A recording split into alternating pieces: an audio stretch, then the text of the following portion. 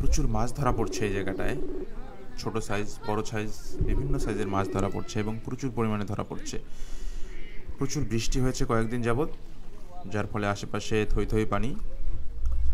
এলাকার মানুষজন বিভিন্ন পদ্ধতিতে যেভাবে পারছে আশেপাশে প্রচুর পরিমাণে মাছ শিকার করছে।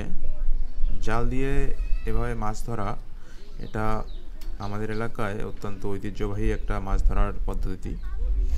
এই পদ্ধতিতে অনেক আগে থেকে এলাকার মানুষজন মাছ শিকার করে থাকেন। দেখছেন একজন চাচা জালের অপর প্রান্তে দাঁড়িয়ে আছে, প্রস্তুতি নিয়ে আছে জালটি টানার জন্য। পানির মধ্যে যখনই কিছু মাছ দেখা যাবে তখনই উনি সাথে সাথে জালটি টান দিবেন এবং আপনাদের দেখানোর চেষ্টা করব কী পরিমাণে মাছ জালের মধ্যে উঠে আসছে এই জায়গাটায়।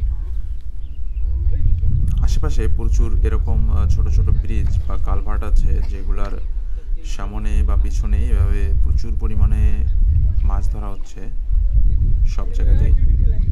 দেখছেন ভাইটি জাল টানার প্রস্তুতি নিচ্ছেন।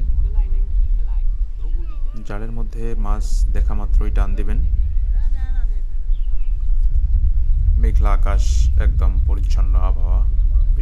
হাডুডু প্লেয়ার ছিলেন নাকি? গ্রামের মধ্যে এই আবহাওয়াটা খুবই উপভোগ্য এবং আশেপাশে হেঁটে হেঁটে বেরিয়ে মাছ ধরা দেখতে খুবই ভালো লাগে।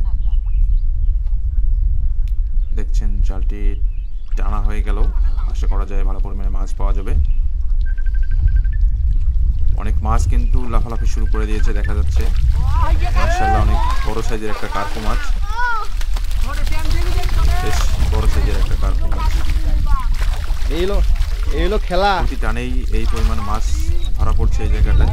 সেই মাছগুলি আপনাদের দেখাবো, সঙ্গে থাকুন। আপুর কথা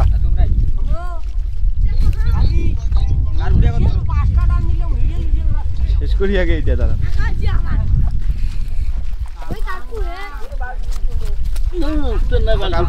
বেশ বড় সাইজের একটা মাছ। এই ধরনের মাছগুলি পাওয়া বেশ ভাগ্যের ব্যাপার।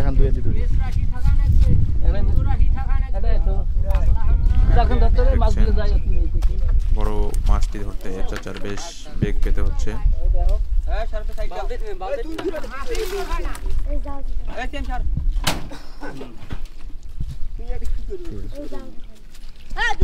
মাশাআল্লাহ, বেশ বড় সাইজের একটা মাছ।